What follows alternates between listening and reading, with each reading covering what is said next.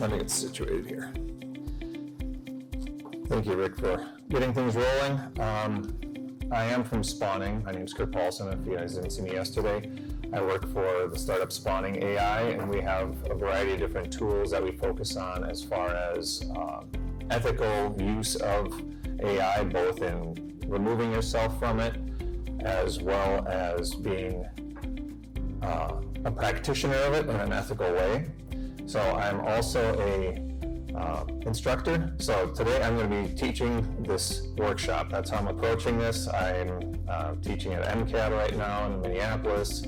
I'm teaching film production at Minnesota State, and I was an associate professor in media production for 20 years. So I'm very familiar with the educational landscape. So I apologize if this feels too class-ish instead of demonstration-ish.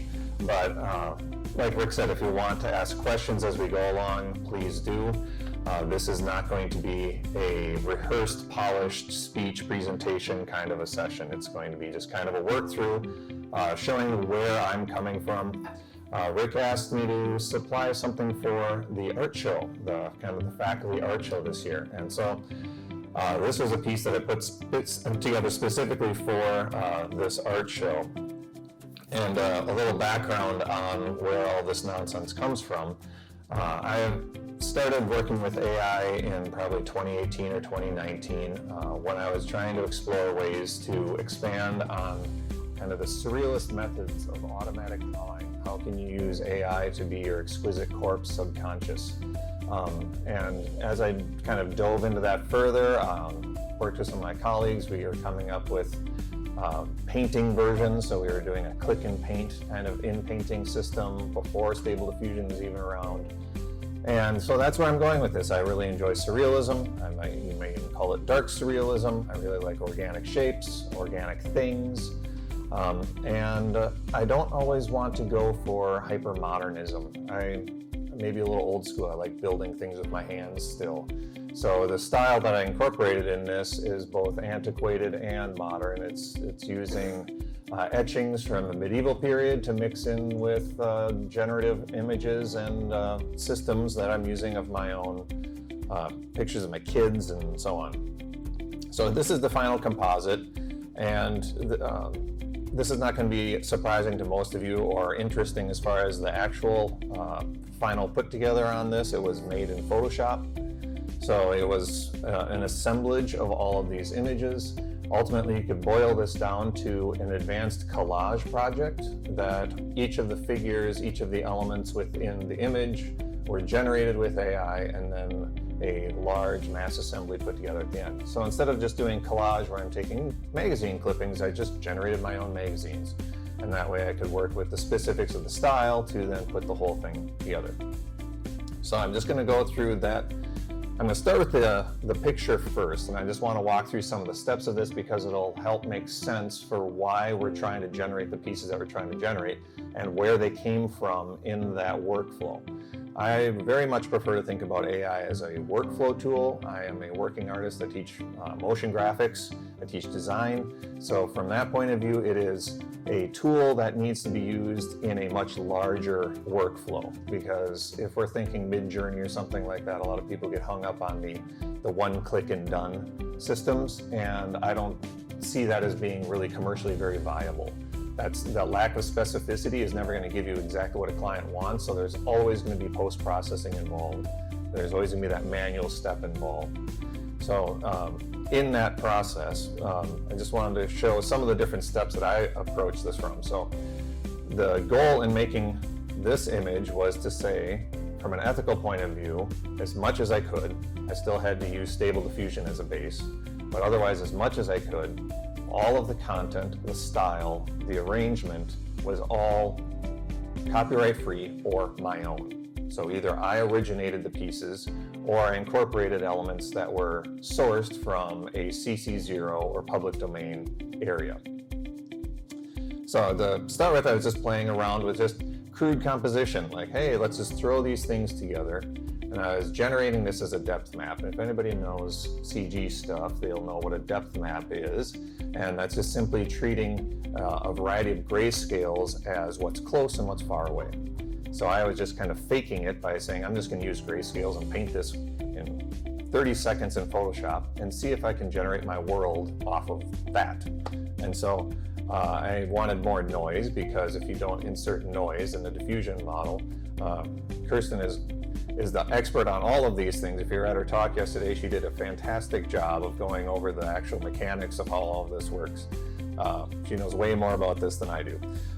So if you were there, you saw that noise is part of the diffusion process, and without noise in your generated image, if I only use this as my depth map, what I tend to come up with is very smooth, kind of flat things. There's not a lot of detail to them. So I just went into Procreate and splattered around a bunch of textures, trying to create something that would have, tree-ish outputs, something like that. So this is me starting that specificity process of trying to bring things together in a way that I'm actually expecting a reasonable output. Combine those together and then generate. So I'm using, yes.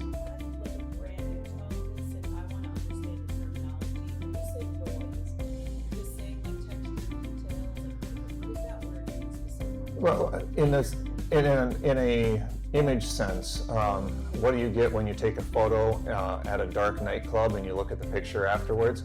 You get all that little grainy buzz in there. That's noise. That's like the individual pixels having kind of abnormalities. So in the video world, like, noise is the enemy and you're always trying to fight noise. So in diffusion, noise isn't always your enemy. Noise can be the thing that's actually driving your texture, and without noise, the diffusion mechanics couldn't actually work. So you have to, well, it takes the noise and then it denoises, and in the process of denoising, it gets to be, is this closer or is that closer? It's a decision-making model.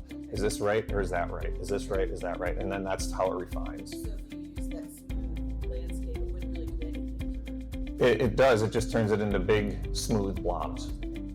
Yes. And this one is already kind of smooth and blobbish. So this is where I did many different generations on this, and this was one of the time-consuming parts. I kind of anecdotally talk about this taking 90 hours to build this image, and that 90 hours isn't just me necessarily sitting and clicking, but it's also all of the rendering time. Something to think about with this also is I'm proposing that you take control of your process, which is also an important thing for a working artist, is to not necessarily be beholden on an app or a web application. Apps are fine. I mean, we all use Photoshop. We all use some kind of application to work with our software.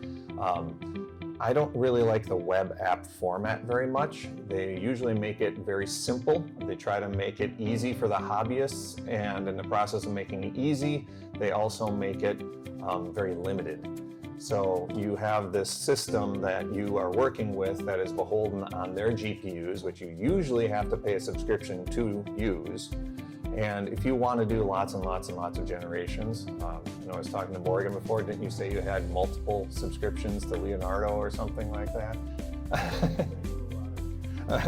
And so all of a sudden that becomes a cost prohibitive process. You're like, hey, I want to generate 100 of something. Like, well, how much is that going to cost me? I don't necessarily want to do that. So I'm using Draw Things. I'm on a Mac. It's not nearly as fast as what a lot of people are using on the PC side. If you're using Comfy UI, something like that, you can pair it with whatever GPU you have the money to purchase. On the Mac, you're using the M1 or M2. I'm using a 4-year-old MacBook Air for this demonstration. It's not a powerhouse, right? This is not a render engine, but it's still gonna be able to do what we're looking to do. So the app that I'm using, Draw Things, is where I kind of push this because I have it installed on my iPad. The new iPhone 16 is coming out. It works on iOS, so you can be walking around and generating in your pocket while you walk. Just say, hey, I want like 5 more revisions of this, put it in your pocket, come back later, and there it is. You can export the images over your desktop, keep going with it. So they've really made it efficient so that it runs on the Apple integrated memory chips, which are those silicon chips. And those chips were designed with the kind of the forward thinking of AI eventually. So I would not be surprised when Apple starts making dedicated hardware, if it's not already in the 16, it will be in probably the 17, for their own AI models. So to make it very, very efficient, they will pair specific hardware with their specific software, and then those things will be able to run on mobile. So that's kind of the limitation right now for a lot of people, is there's a hardware barrier. If you want to do this in earnest, there's usually some high-end GPU requirements. Is there anything that works on an iPad Pro? Yeah, draw things. Yep. Perfect, thanks. I actually use it in my Procreate process, because I'll draw in Procreate and export it out with a PNG with transparency, and you can import that transparency when you go into draw things. We'll look at draw things here in a little bit and work with it back and forth, so it kind of fits into my actual manual workflow. So playing with this, I put together these different aspects, and I tried to upscale this. So when I was upscaling, if you guys, I'm sure you're familiar with some of the upscaling technologies. AI upscaling is getting better and better. When I'm not doing it in the AI app, I'm a big fan of Topaz, like Gigapixel, or the Photo AI app. The Topaz family, if you guys are in video in motion, their video AI is also really good. Has really nice interpolated slow-mo that looks really clean. So if you want to really drop your frame rates, things like that, the video AI is great. So when you're doing upscaling, that's how you can take your relatively small generated images. Working on an old MacBook Air like this, you sometimes don't want to be working at the highest resolutions for generation, because that slows down your process. Every AI process that you will use, unfortunately, is trial and error. Every product that comes out, if you want to get your hands on it and start figuring out what it can do, the only way to do that is trial and error. And trial and error requires time. So it's one of those things where people think of AI as the shortcut. I think of AI as the time suck. So there's different ways of approaching it. So I wasn't really happy with this. The shapes weren't great. And to explain what's going on here, there's 3 different LoRa's that I'm using. And the LoRa's are just simply my little fine-tuned models, and I fine-tuned them in Draw Things because it allows you to do training there.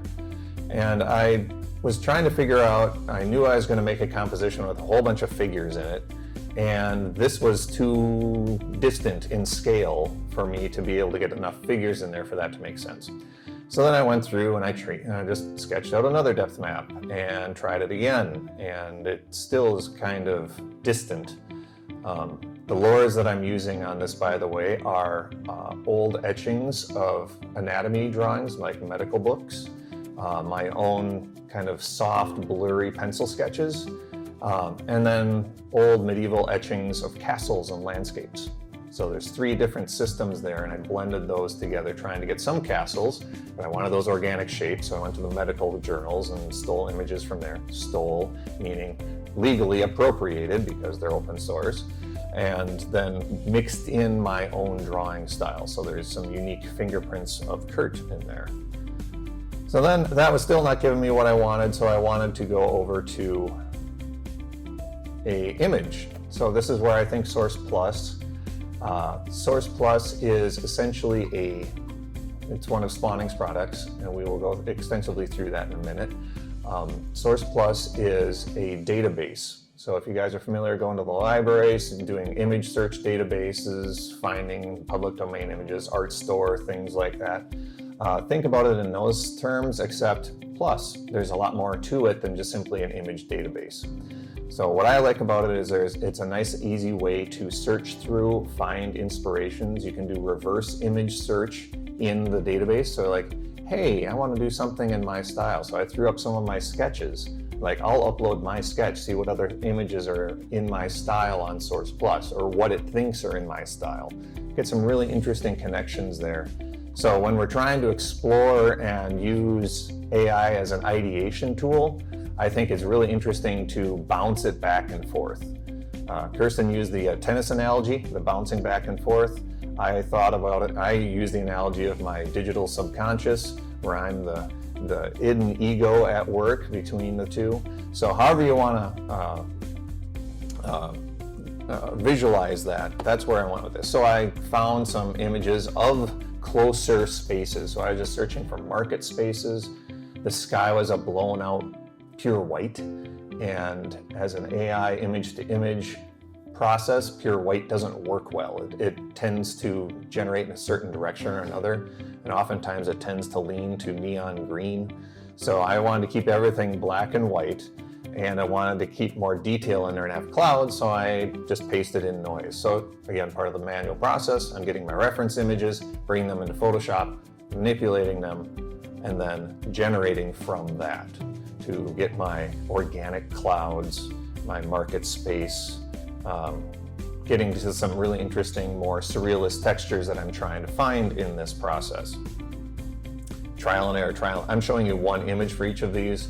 Each of them is probably representative of 30 or 40 iterations on that. And I was doing an upscaling process in the generation of each of these images, trying to get them as big as possible. So each image would take, on my Mac Studio M2, I got a Mac Studio Ultra that I'm actually doing all of this stuff on. I didn't feel like I should fly down with that. So I'm using my old MacBook for this, but those would generate in 8 to 10 minutes, something like that, because I was trying to upscale so much in the process. So a lot of these things are, I'm going to set the batch and go do something else for a while and then come back and see where I'm going with this.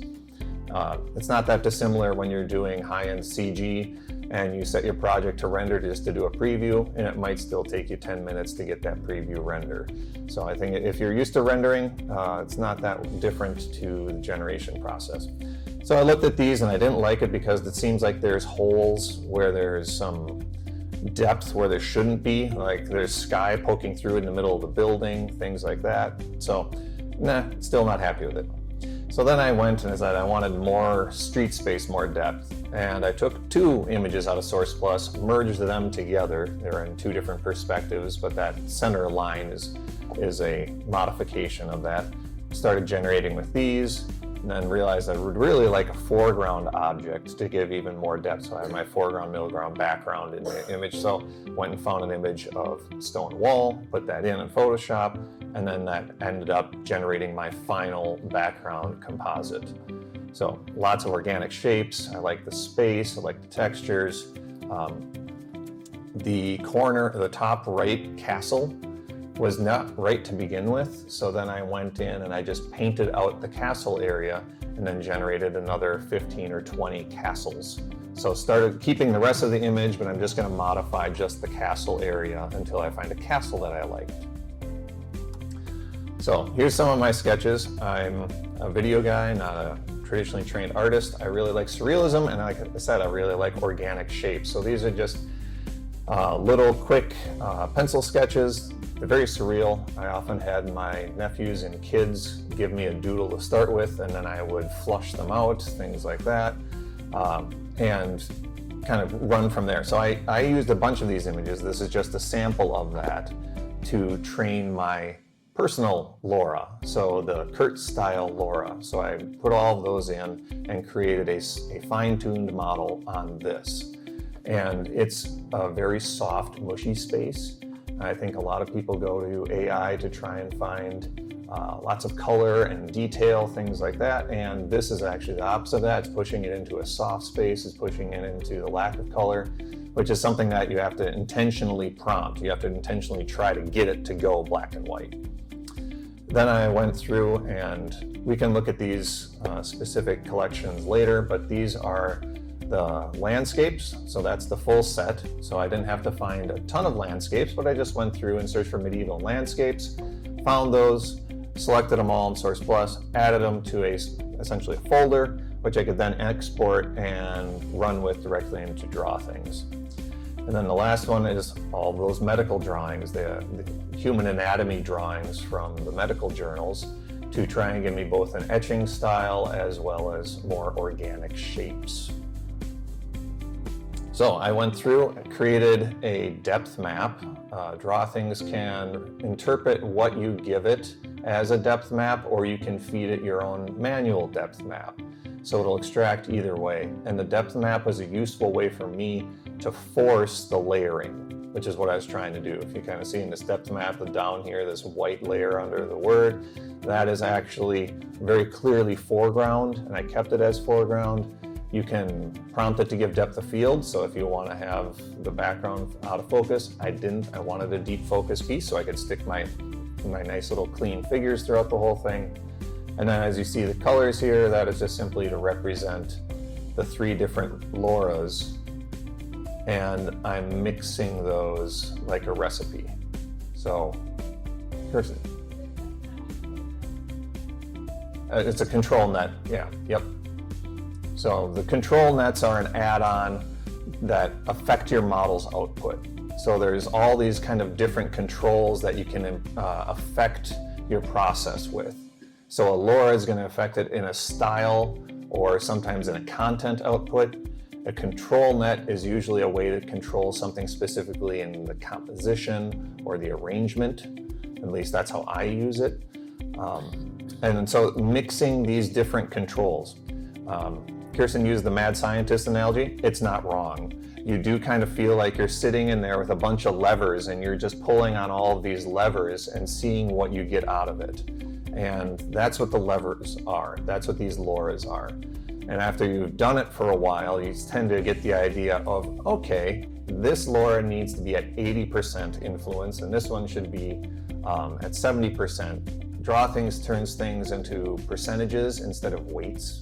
It's the same term, it's the same meaning. So 100% would be a weight of 10, something like that. So you can mix and match those LoRas together. And if you go to Civet AI, LoRas are very popular in the AI community. And you can go out and there's literally hundreds of them. People are publishing LoRas all the time for this thing or for that thing at high. And that's a way those LoRas are ways to get certain specificity. So if you're trying to find something like, hey, I want a LoRa trained on Donald Trump's face. You could go out there and find a LoRa that specifically generates Donald Trump's face because somebody has fine-tuned it on his face. So when you saw the example yesterday of Donald Trump sitting there with all of the women around him, to get that likeness of his face, you would train a LoRa on that. When we get into draw things, I'll show you the humorous results of the LoRa I trained on my face. So there's some options that you can do with that. Anyway, it's the recipe system, and that's what I really like about it. I like to cook a lot too, by the way. And so it makes sense for me to sit there and say, what are all these ingredients that we can put together to bake this image? And once you start playing with it, a lot of that makes sense. So looking at the characters, the first one on the top is generated with pure image-to-image generation. So instead of giving it, I'm still giving it a text prompt, but as far as its influence goes, I can then weight how much of the original image I want to drive the results. So I took this photo, as part of this process, I had a whole bunch of my friends who were fantastic and lovely to be my life drawing models, and they came in and did a whole bunch of photos. So I did a whole photo shoot with a bunch of people to get some of these poses. Again, more of my own stuff, so it's my own photography turning into the end result as well.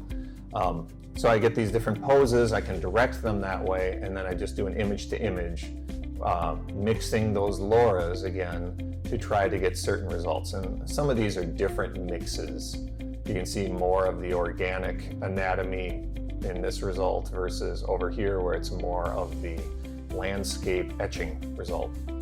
Something else then on the other ones is I took this goofy picture of my 11-year-old, but I knew I wanted it to be tall. I'm trying to make some kind of strange figure with it, so I created a composition that was much taller than it needed to be, and then I generated a pose from him. So it'll interpolate what the pose looks like from an image. If you have most of the limbs visible, it'll be able to pick up where those limbs are, and then you can go in and modify each of the joints.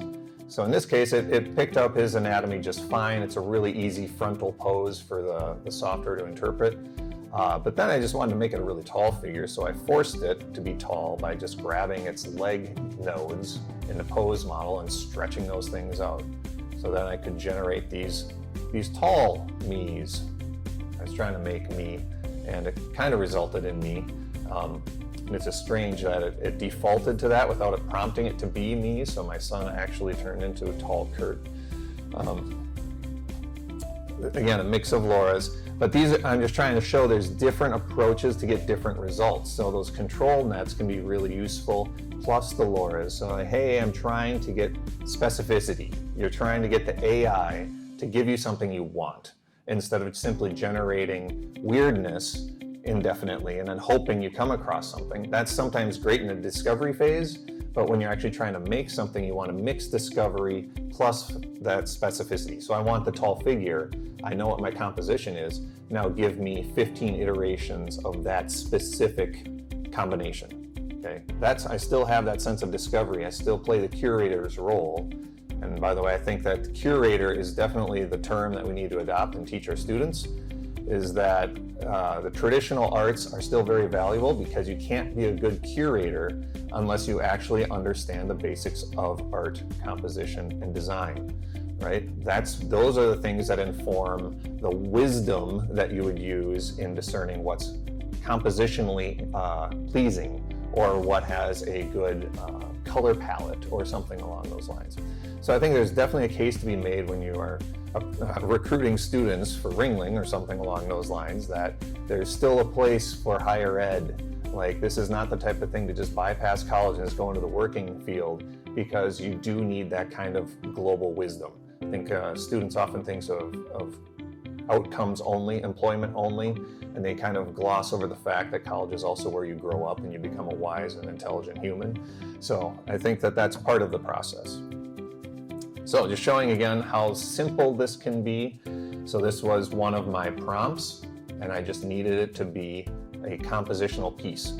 So a bunch of blobs turned into my blob pile, right? So I didn't need much to it.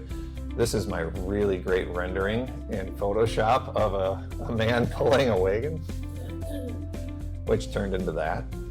Okay, so the quickness of this and the simplicity of the process is very satisfying in some sense, and I think you can get students excited about it in that way of saying, hey, I can actually take a very simple approach on the front end and get some interesting stuff out on the back end. This one didn't make the final cut.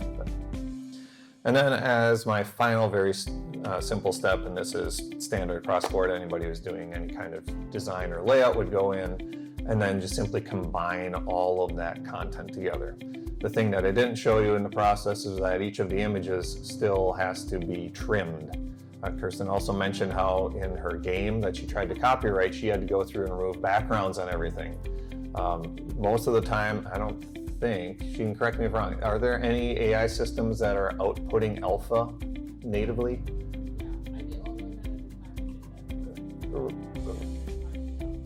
Okay, so like that was a process. I wasn't using it yet in this either. So being able to export transparency with an alpha channel is a big step forward, is again incorporating it into a standard designer's workflow, having that step removed. Thankfully, Adobe's products are also better now at doing subject detection. So when you're exporting it like these, notice how I'm putting it on a white background as the prompt, and then its output is also pretty clean. There's a little bit of noise in it, but then I can go through and just kind of do my quick select object selection, get it back to a alpha channel. It didn't take me that long per image, depending on the image. Some of them are really, really detailed, or some of them generated a lot of background noise, which made the auto selection process a little slower. So then I went through, combined all the pieces. There's certain ones where I was going back and forth, like this lady up front. I knew I wanted somebody on the fence and resting her arm on the fence. So I went and searched Source Plus to find a pose for that, because I didn't have one of my own photos that matched that. I searched around and found something that worked from the Art Deco era, and then I used that to generate her so that I could have that piece. So it's kind of figuring out what you want compositionally and then going from there. So again, here's the final image. All the shadows, things like that, I had to paint in. There's some manual modifications, but there's figures buried throughout. I wanted somebody in a window, so I had them peeking. There's a very tiny little picture. That's my wife waving way back there in the distance. And this is actually a photo of me. That's my pose that I took myself, as is this. So all of these things kind of come together. The sky was generated separate, and then standard composition. I want to look at some of these because we'll show the LoRa's that I used for these. There's a guy on a bike way back here. That couple on the bike is way back in here. People probably didn't even notice it. Yeah. We'll get to this one in a second. Okay. I wanted it to be feel kind of medieval, but I also wanted it to not feel that way. So it was kind of toying with the steampunky stuff a little bit, and I wanted to throw things in there that were a bit anachronistic to the rest of the style. And so I put in some bike models and the time that it required. So to get this little guy, I wanted somebody in there with a bike, again, not part of the medieval period. So I trained a model specifically on vintage bikes from the turn of the century, the 19th and 20th century. Spent a lot of time training that, a lot of time generating images on that, all to just get this one little guy here in the background that we barely see. So this is one of those generations. I shouldn't say that it was only for that guy, because we also have this guy who shows up here. He's in the middle. He's also riding a very impractical bike. And for me, I find the AI to be highly satisfying in its hallucinations. I love it. So I'm an outlier in that way. Everyone else is looking at the hallucinations and they're going, oh man, this is terrible, it's laughable, look at the extra fingers. I'm like, that's great. I would have never drawn that figure with extra fingers. That's amazing. So I want to find all of those things. That's where the discovery comes in. That's the weirdness, is the creativity that I love. So I embrace the weirdness. So I'm trying to generate these. This is a bike. I started with a pose of one of my friends sitting on the floor, kind of his arms on his knees, and then generated that as my starting point, add the bike. And the bike and everything kind of came together from it. So I'm using the pose of a figure, using the LoRa from the vintage bikes that I got from an open source location, and created the outputs. So, question about this guy.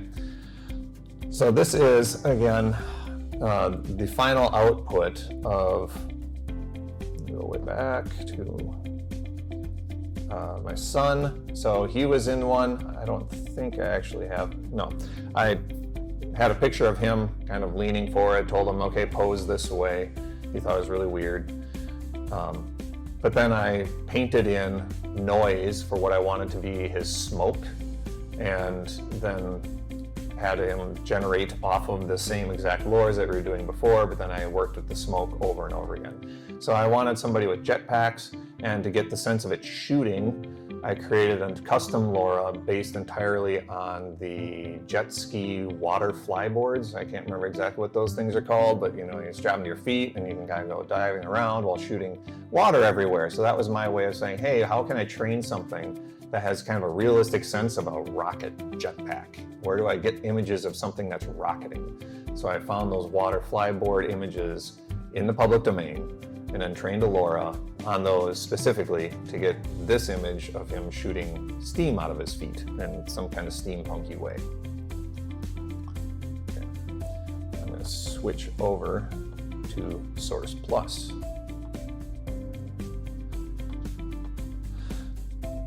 In the process of making all of these things, we need good data sets. So as I was explaining, we had to use the waterboard or water jetpack board thing, vintage bikes, we had to use castles, anatomical drawings. All of these different elements were required to get the outputs that I wanted from my piece. So if I'm on Source Plus, this is a data set where I think we have 40 million images here. And you can search them in a variety of ways. They have very rich metadata, which is important for provenance. So if you're trying to prove where your images came from, you can go in and find their link to their source locations, who is their creators, as much information as we have about their origins. So we've put together, Kirsten.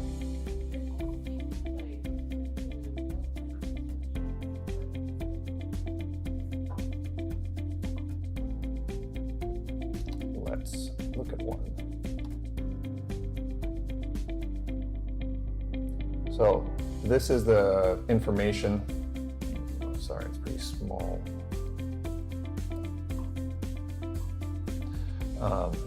This is the information we generally have for all of these.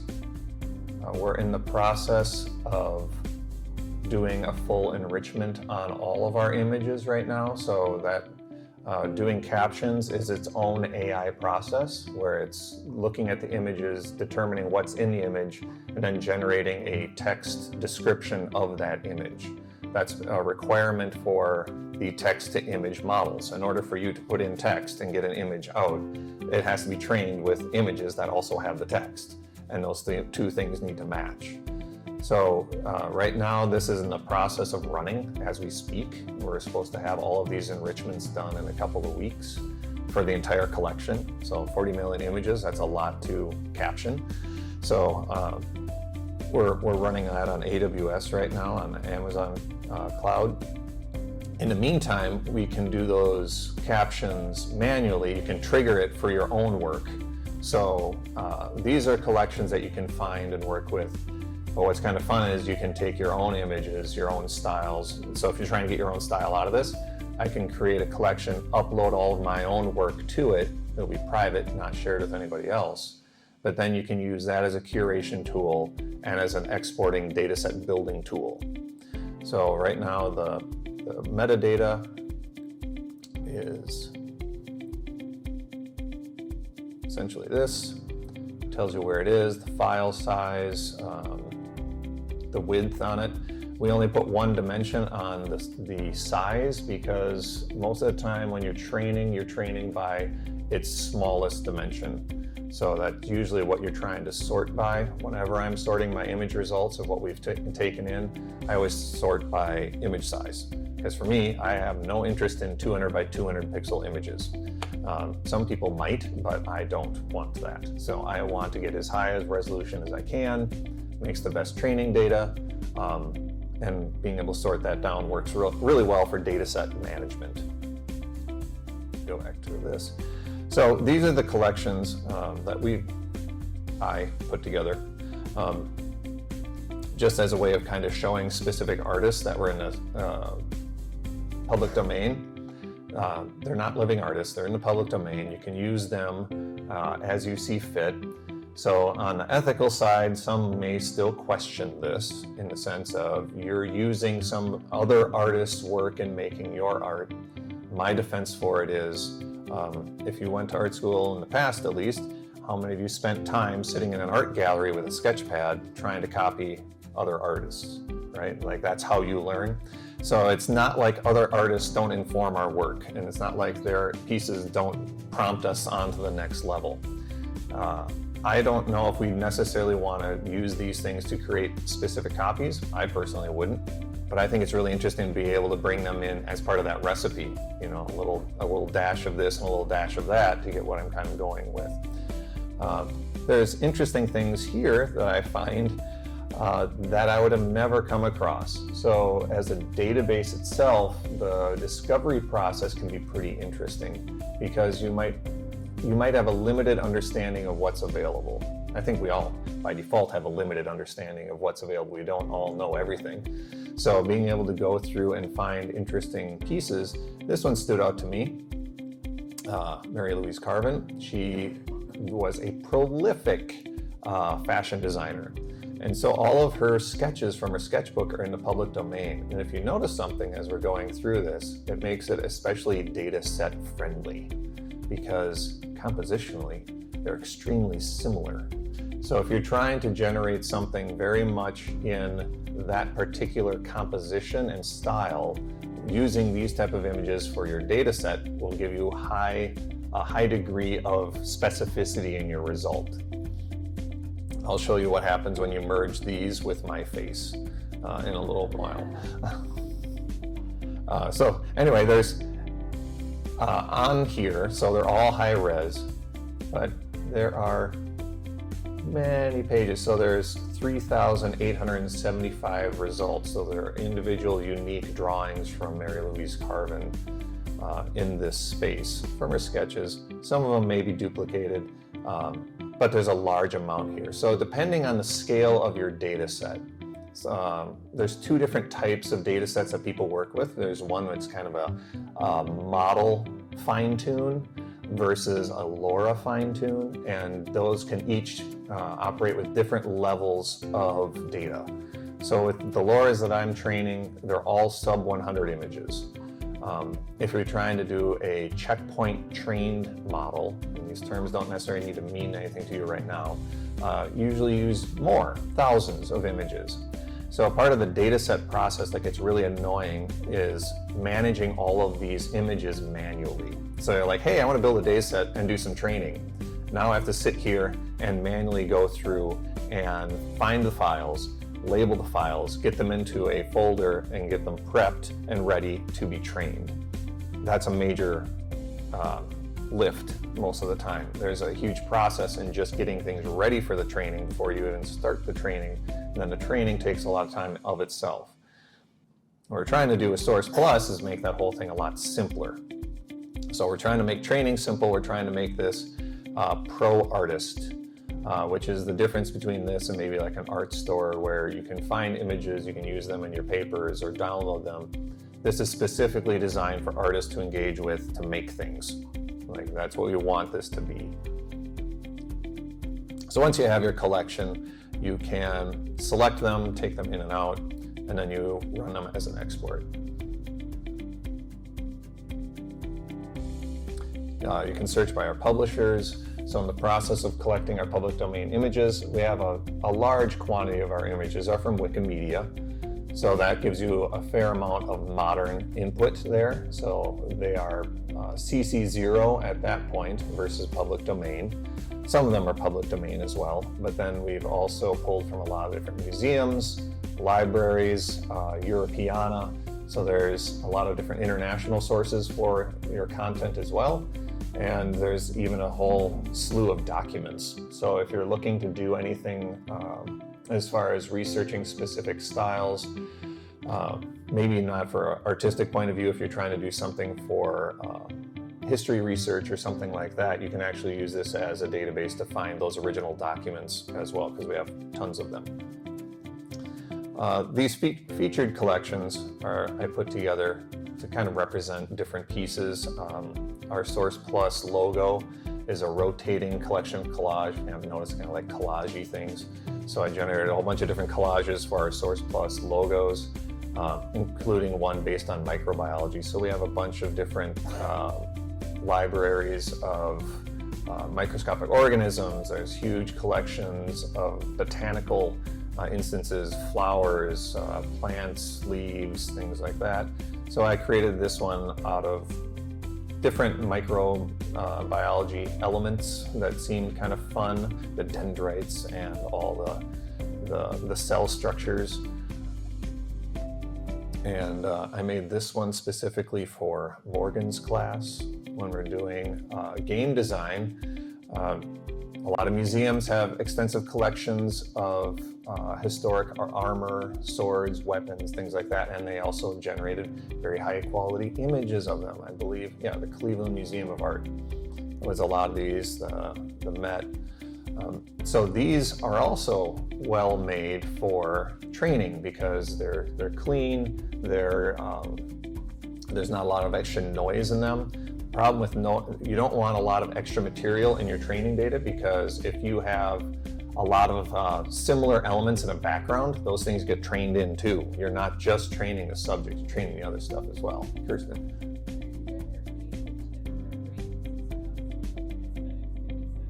It's actually a slider right now, so you can filter by aesthetic score. So the aesthetic score is kind of that general sense. They made a model to evaluate an image that looks at your general aesthetic score level. So like, is this compositionally pleasing to most humans? Is the color pleasing to most humans? Does this fit the role of a good looking picture?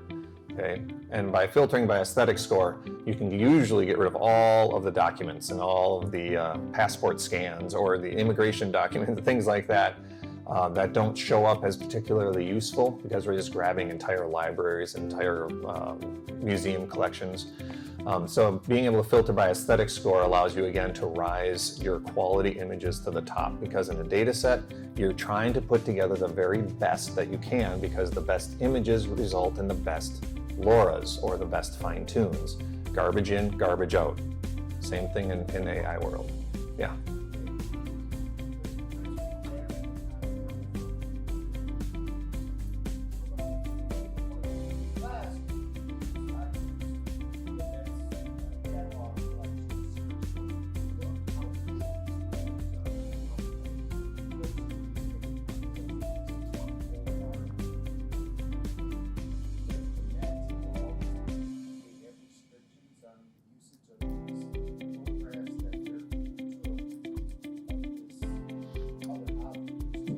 When they make them publicly available like that, they are fair use, whatever you'd like to use them for.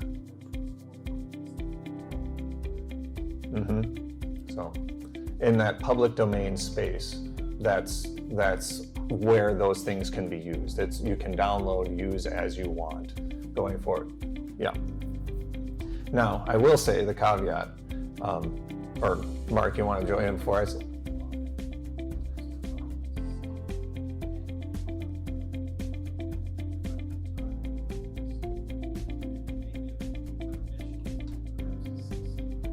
Right, that's the difference between the CC0 and the public domain.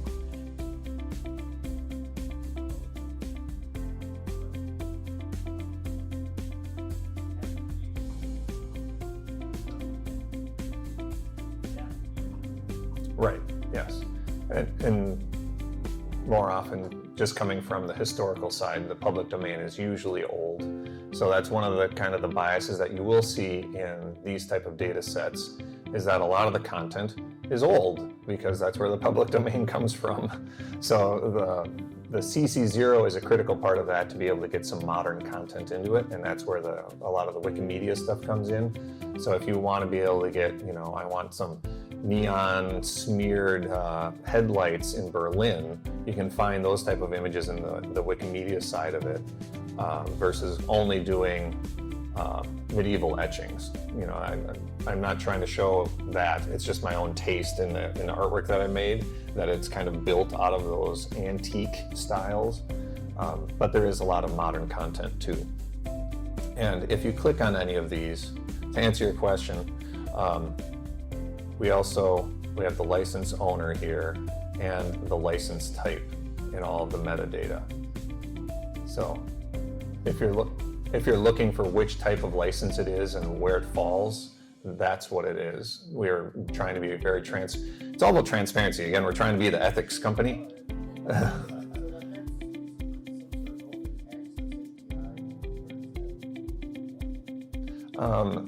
That's not my expertise. So I know that in their process of doing this, we took about 6 months to download everything for the collection, to get it onto our own servers, to assemble those 40 million images. And that is by going through with the APIs and hitting these.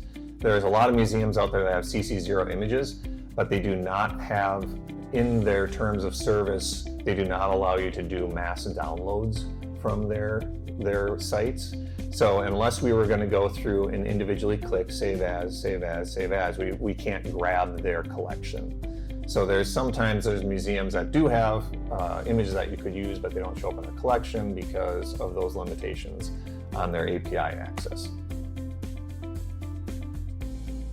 But yes, the licenses are definitely part of this. That's a big part of the conversation. That's actually one of the focal points of the Source Plus world, is that license, and being able to go back and say, I made this thing. You can go back and look at the source, and I can prove to you that I did not break any copyrights in making this thing right here. Yeah.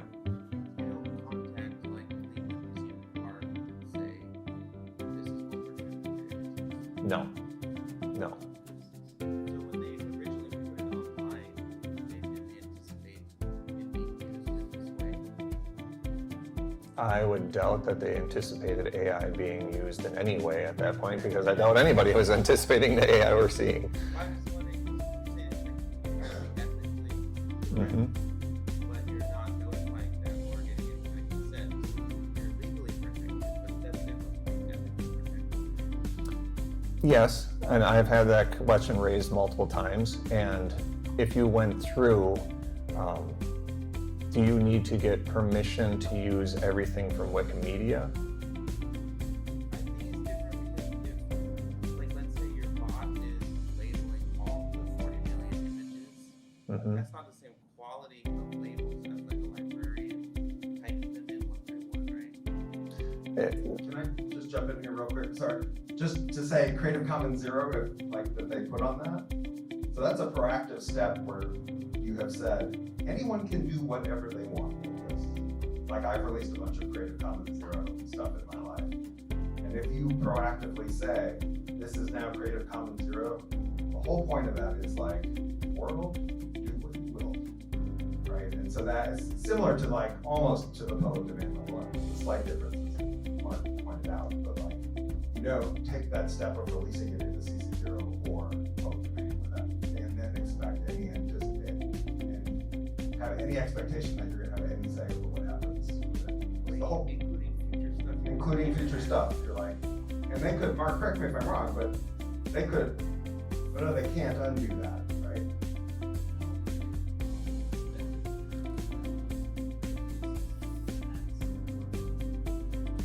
Yeah.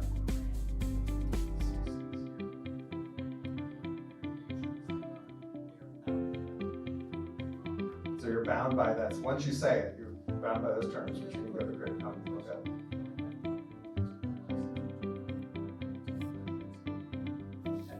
Right. So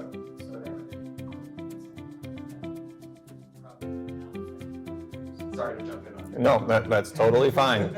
I'm gonna turn it back to you. No, I don't want to get too bogged down in the licensing. We have whole side of the company is set on policy, and they're the ones who go around and they're in the EU and lobbying the different groups and things like that on this conversation around licensing. So I follow the conversations, but I'm certainly not the legal expert in our group. So I appreciate Rick stepping in and Mark being here to clarify for us. That's great. I have until 10:30, right? 10:20? 10:25. Okay, I'd better keep moving things along here. Moving things along here. So anyway, we have the different collections. We have the addition of semantic search. So right now, excuse me, you can search the collection in different ways. So when you are signed up as a free user, you can do a metadata search. So those labels that the Cleveland Museum puts on their image, when you do a search for the terms, that's what would show up. When you use our semantic search functionality that you get from subscribing to it, then the semantic search does more of what we would consider a web-based, web-level general search. So when I search for something with Apple, I'm not just searching for something that is Apple in the title, but actually looks like an apple. So it has a lot of other depth to the results on that. So quite helpful in narrowing your search when you're trying to get something specific. And that's part of the problem when you're trying to build data sets, is finding what you're looking for half the time. There's a lot of content that you have to search through. So again, the swords, we generated a LoRa off this. Maybe we'll make some images with this, but I know it's a little bit time consuming. The idea was with this was to apply it to game design, is if you're trying to do character development. Last night, and I'm forgetting their names, who did the presentation on costume design in their process. Matt Meyer. Yes, Matt. So they were doing costume development and using Midjourney to find little specific elements of those costumes. And I was thinking about this as like, hey, if we're doing a video game and we need to do kind of like the armory, like what's in my inventory of possible weapons. I need to generate a whole bunch of different weapons. You could actually go to actual weapons, use these as your base model or your base fine tune that you would start with, and then start prompting it out of that to make something a little bit more fantastical, or to push your results, but using these actual physical objects, or these real images, as the starting point on it. So when we do the add enrichment, so in this collection, I can go into my add enrichments, and I'm going to generate the captions for that. Go down my status bar, so in my enrichment tasks, it just generated those captions. I've done it before, and now I can export that as a zip archive. I'll call that swords.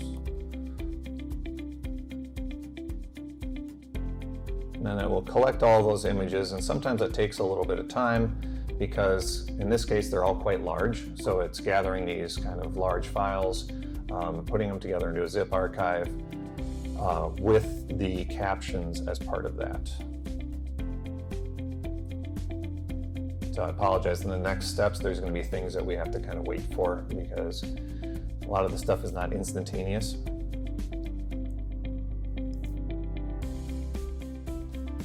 So the results of my enriched swords. So I get all of the images from my collection, and then there's a JSON with the aesthetic scores and with the captions and the other content in it. So if I look at my manifest of those images, great. Just show me, thank you. And then you have the captions. So here's the image. Where's my image number? But in your manifest, it shows all of the other metadata that's there, and in the sword. So for me, what I would use is the captions here, copy and paste those to match with my sword images. So that sword is sword 1. When I did this originally, I had to go back through and manually type out these. This is before we had the captioning as a built-in, and manually type the captions for each of these 47 images, and it was very time-consuming, but this makes it a whole lot easier. So we're using a Florence model right now for our captioning. We have not built our own captioner. So again, trying to be transparent, there's different steps of the process that require different AI tools. And so with Florence, for instance, you're looking at what we're trying to do for the captions, and those have been trained on a variety of images, or the models built by looking at images and text and trying to figure out what's accurate in that step. So we are using some external images like that. Right now, we don't have a base model. So that's something that I mentioned before. We have these 40 million images. That's what we're trying to get to in December or January, is actually do a full training on all of these images, so that when you go into the diffusion process, you're using Source Plus as your base model that everything is built out of. And then you can create your own LoRa's and training sets on that work within that space. And then you can say more clearly that this is all copyright free. This is all copyright clean, even from the base level. So like with the captioner, that's a case of we can't verify what it has and has not been trained on in the past to make those captions. But it's less egregious because it's generally just looking at that picture to text accuracy, right? So now I want to jump over to draw things. Sorry.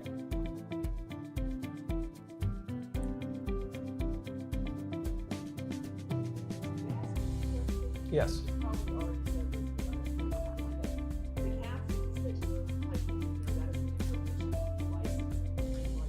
No, the captions, all that licensing information would do nothing for the generating process.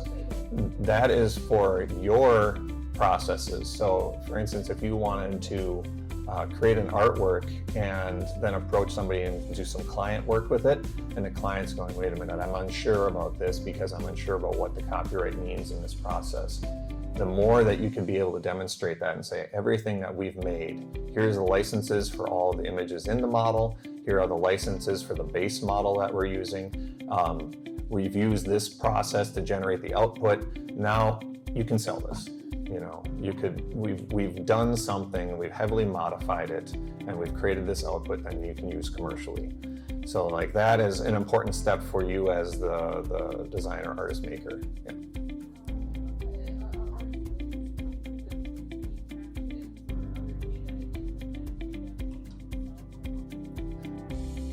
Not in the EXIF of the image itself. It'll probably be in those JSONs at the moment right now. When the enrichments get done for the whole data set, like that's a process to get all those captions in, that'll be part of those exports automatically. So.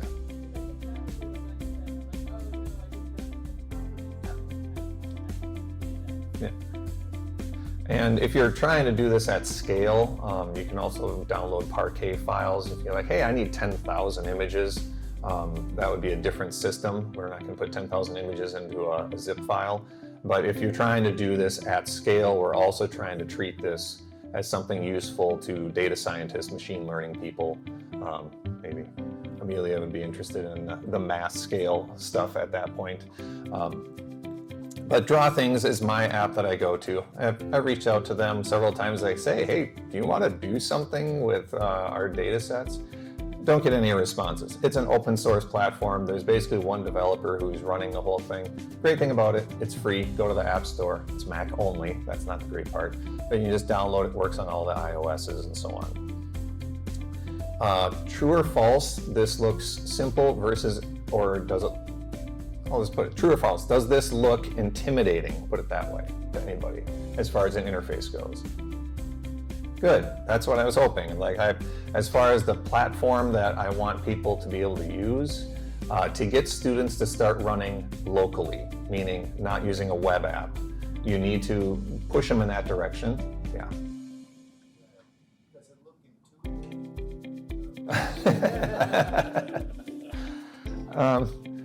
I find a similar result looking at Houdini when I go in and yeah.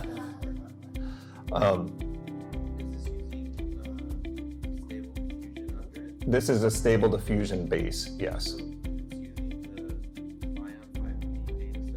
So depending on the model that you're importing into it, yes. So this could use a non-stable diffusion base. So when you go into your models right now, you can pick from a whole variety of different models that they offer.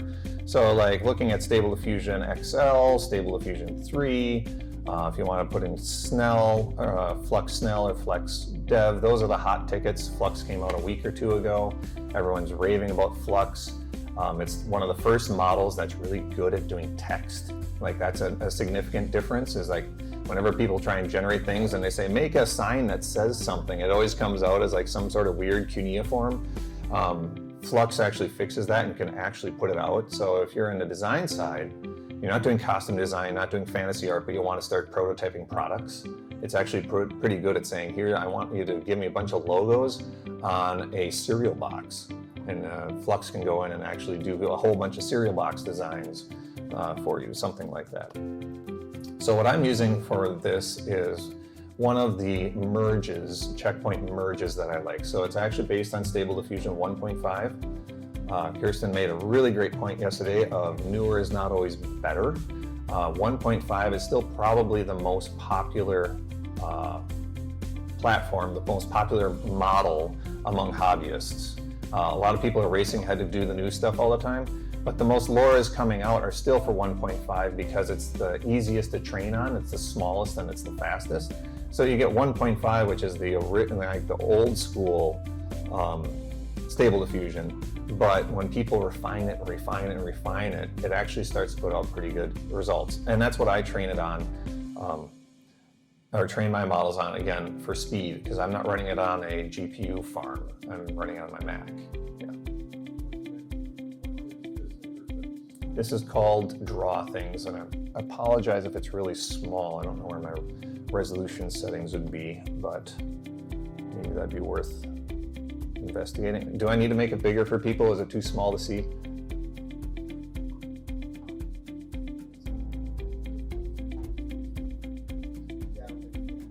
Yeah, I'm not going to mess with it because I'll probably mess up my interface all around. So within Draw Things,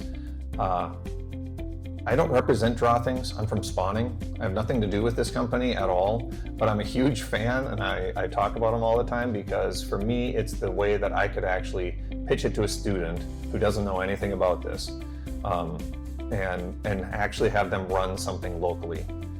Many of them have this.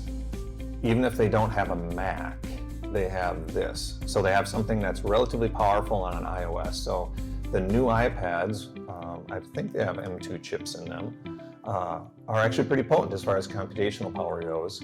And you can run Draw Things on that M2 iPad and do some interesting stuff with it.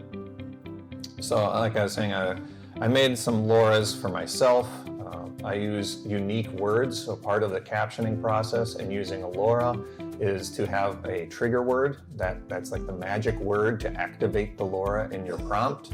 So I use silly words, so mine is Kurt Schmoof, and it's unlikely to show up as something else. So if I triggered myself as man, it's not going to pull up me, it's going to pull up what it just generally thinks of as man. So I come up with these unique terms to really kind of trigger it to go the direction that I want. So I use that same magic word in the training of the LoRa. So in that space, it has that identifier. And then in the results, you use the same identifier to connect them across. So I just ran these as very small resolutions and got some very attractive results of myself walking on the beach. I couldn't get any selfies that got my whole beard in it, so it always gives me this weird kind of cropped beard. So I played around with different resolutions. This is 512 by 512, it's pretty small. And then I got a little bigger, it's getting slightly better. Training data is a big part of this. So this LoRa was trained quickly and it was all selfies. And I was wearing a white t-shirt when I did my selfies. So all of those images have me in a white t-shirt. So it's really hard for me to generate anything except for me in a white t-shirt or some version of a white shirt or something. So that information of my white t-shirt becomes baked into it. Closer, maybe. And so I then played around with taking the picture that I did of my son, which is this. So here's my little image that I was going to make the Rocket Man out of.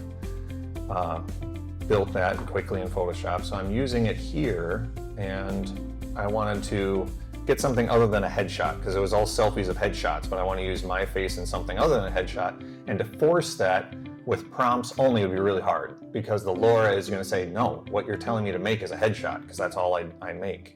So I brought this image in, and in Draw Things you can go down, and this is kind of where the interesting control net stuff comes in. I'm going to extract its pose.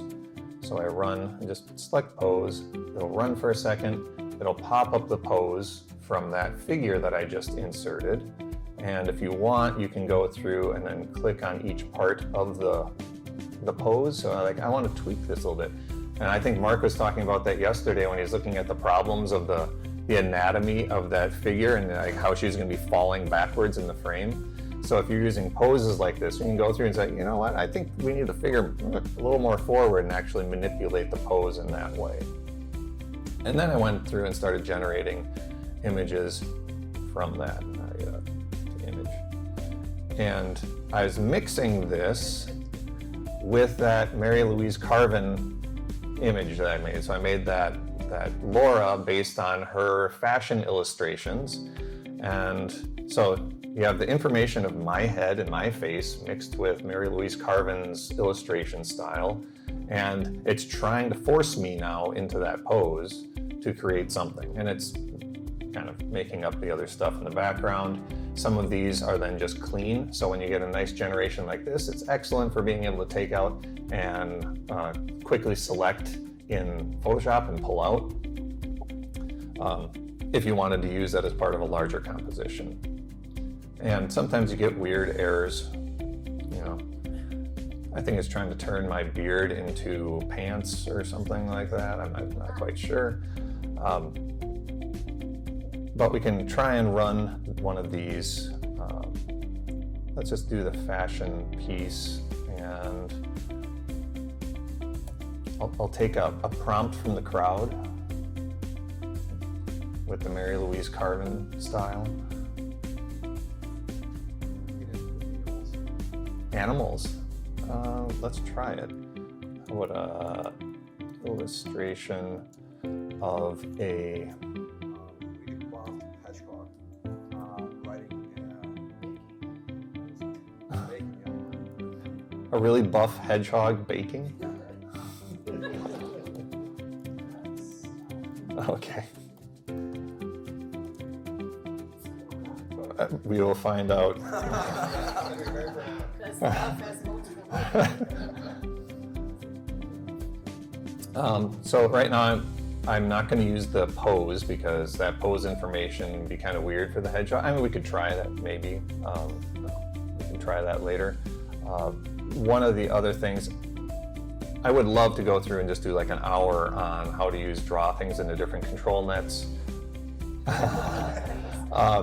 There's some really interesting add-ons like construct pics to pics. So that actually uses you want to have a LoRa, but then it uses the source image. So if you're trying to in-paint onto something, it'll map and try to be as true to the original image as possible. So if you're thinking deep fakes, like that's a tool that would be very employable in doing the deep fake thing, because it's like, here's this image of this person, here's the LoRa of the trained face, take that face and match it to that body, and it will try to fix the geometry and anatomy of the face. It'll try to make it look like the face that you're giving it as the LoRa fits the body and the hair and everything else of the existing image. So you can do that also then with mechanical parts or trees or whatever you happen to do, but it's a way that you can, again, start with more of your own photography and then use your own models and mix and merge those things in a really direct way. So I should be talking while this is baking because it'll take a minute. So I'm going to turn off my pose. I'm going to reset my seed. Again, the seed is the thing that is that kind of random point in that latent space, the random noise place. So generally the randomness doesn't matter that much, but what's useful with the seed is you can copy and paste it. So like, ooh, compositionally, I did 20 versions of something, but ooh, that one's really interesting. So I'm going to create many iterations on just that seed. So I'm going to use that seed as my starting point, but then change the prompt. That seed, change the prompt. That seed, change the prompt. And that way, you, again, more specificity, you've identified something where its starting point is good, and then you can then change slowly its output. I'm going to do it as a slightly smaller size, but you can do whatever aspect ratios or sizes you want here. So I'm just going to put mine in. I'll do, for the sake of time, where's my, do 768 by 768. I'll make a new composition on this, and I'll run it with 25 steps. The steps is how many iterations you do. So most of the stuff that I did for my image, I was doing 30 to 40 steps. The more steps you do, the more time it takes. So these are the trade-offs. The text guidance is how accurate do you want this to be? You know, or how faithful do you want the results to be to your text? Oh, I forgot the magic word up here, which is fashion sketch. That's my magic word for that, LoRa. And then you can look at the samplers. There's a lot of different samplers that you can use to get different results. The sampler is essentially how is it looking at the previous images to develop the next iteration. There's different processes that we're going to look at on there. I'm going to use the fastest one. It also has masking and in-painting. Hopefully we have a chance to look at that stuff real quick if we generate a couple of these. So I'm going to generate, you can generate as many versions as you want. So this is where the batching becomes really useful. Like I want to have 15 versions of this figure, and I want to just come back later and pick the one I want in my project. So If I'm doing this overnight, I might generate 50. Just set it to 50, let it go, and it'll just run and run with a new seed every time, just cranking them out. So I'm going to do that down to 1 for our case and generate. One of the things I love about Draw Things is it gives you real-time updates of what's being generated as you go. Because doing it on your Mac is relatively slow, it's often very helpful to be able to abort the process. So as you're going in and like, this is not going anywhere that I wanted, you can then just go down here and stop and restart. You don't have to wait for the entire process to complete. And I do this all the time. So when I'm working directly with it, I'm generating and go, and I get maybe 10%, 30%, and then as it goes, and if it goes south, if things go wrong, or I'm not getting anywhere near what I'm looking for, abort, now change my settings. Again, trial and error is the name of the game for AI. So we are going to be doing lots of trial and error, and the faster you can speed up that trial and error, the better. If you can abort halfway through, you don't have to wait for that step to complete. So I have a quick question about resolution upscaling. So you're starting with small resolution, so you can generate these things quickly, and then you can render it at a higher resolution somehow? So I could take this output, which is 768 by 768, Yeah. and I could put that into Topaz Gigapixel, and then I could upload that or up-res that to 4000 by 4000 or something like that. Of course, these processes aren't perfect. So when you're upscaling to that extent, a lot of these details are going to be cleaned up into big blocky chunks. So there'll be nice clean lines, but there'll be big, thick, fat, black lines, right?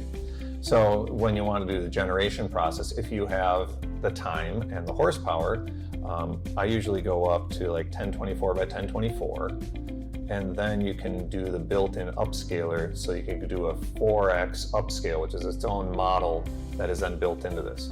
That's what I was doing to generate my backgrounds of my drawing. So I was using the upscaler, and what's cool about doing it built into this system is that it will use the upscaling and the generation process in the same time. So you can just run this all over at a larger resolution? I could, yep. And so I want to go back to here. I want to show you a couple other quick, the term in painting is thrown around a lot, so I want to just bring that up. Do something really goofy. So on the bottom, Draw Things was originally designed as an app that allowed you to use your iPad to scribble with your pencil and then turn your scribbles into outputs. And in order to do that, you would do a control net for scribble. So I could then just start with like that image of my guy pulling the wagon, like the really clunky one. That was a scribble which I used, and then that started and moved from there. I'm going to go back to my face. Let's try that. Yeah.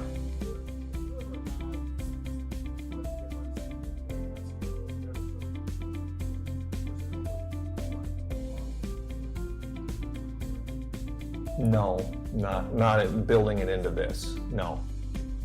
And you can go even higher resolution on some of these, and they have a way to go down to, there's face restoration, things like that. So if you want to do tiled diffusion, you can go in, and that will then, if you're doing really high resolution images, it breaks up the image into how it's actually diffusing each part.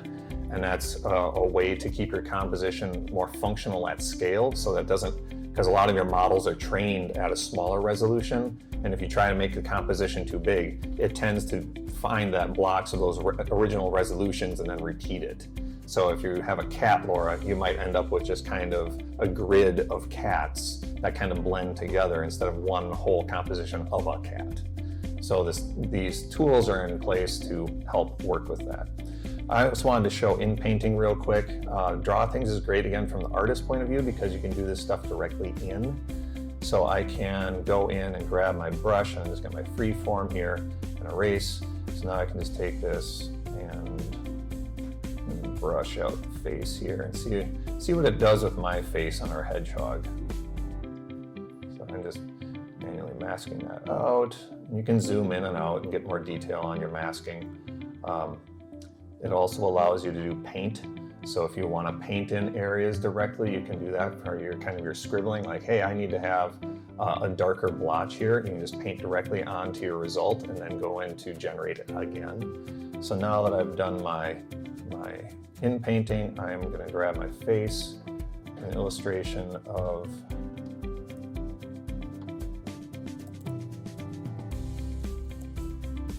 a man with a large beard. Try that. And as a control, I'm going to try to give it an in-painting control net, which is trying to reference the original image so that your output is truer to matching it. Because if you just generate it directly, it might just treat that as a whole, and it'll try to connect the edges a little bit, but your in-painted section might look dramatically different than your original image. So when you're using some of these control nets, it's trying to use image to image to blend those pieces together. So let's try that on just in-painted version. For me, this makes the process very direct and interactive, because as you're generating, you might find certain pieces you like, certain pieces you don't like, and now you're essentially painting with AI instead of just generating whole images with AI. So if you're trying to be iterative with this and just use it as inspiration to work on other pieces, that makes sense. For me, when I'm trying to get a specific result I can actually use in an artwork itself, I need to fine-tune more of those pieces, because I'm trying to use the actual results in the artwork, not just as inspiration for the artwork. So this shouldn't take too long, hopefully. Oh boy.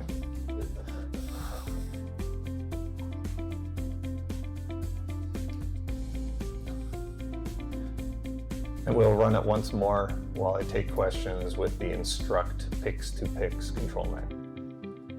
Yep. So while we're running this, I can take questions because it's just sitting here doing this thing. Yes. I don't know. It's one of those things where I don't understand how it exists. It's a really active open source community. They have a very active Discord. A lot of people making different pieces for it. But it's like, there's no monetization in this anywhere. I don't know how it still is doing its thing, but I'm not complaining, you know? So that's interesting. So I'll go back to my other version here, get it queued, and I'm just going to change my setting. Again, the trial and error, you can go back to your previous versions, flip a lever. Let's try it with pix to pix, and that usually goes a little, you need to be a little weaker on that, but try it with the prompt as the emphasis and go again. So any other questions? Yes. Source Plus is a monetized system if you want to go into the enrichments, the semantic search, things along those lines. You want to do more with the tool set. If you want to treat it more as a tool versus just an access point, that's where we have a $10 a month subscription. So. We're in a school district where we are not permitted to do subscriptions. Yep. What would be Do you have libraries? Do libraries buy access to EBSCOhost or other databases? Yeah, I don't know the answer to that. Because I would say most of the times, and we've already been in conversations with the library here a little bit, is if you think about it as a database that you would see in a library, it might make more sense that way. It's a billing. Mm-hmm. And so if we can do it as a institutional fee. They give us a one-year thing that we can manually renew every year. We can do it, but we're not permitted to have a reoccurring. Exactly. Oh, that one went terribly awry. So that's what we're trying to work out right now. Like I said, we are building the tools right now. By December, a lot of this stuff is going to be in place. And I'm, as the professor in the team, I'm the one who's the big proponent for we should be approaching education. And we're working on what those price plan or price objects would be. Yeah. All right, we need to wrap up here, Kurt. Thank you so much. Please round of applause for Kurt.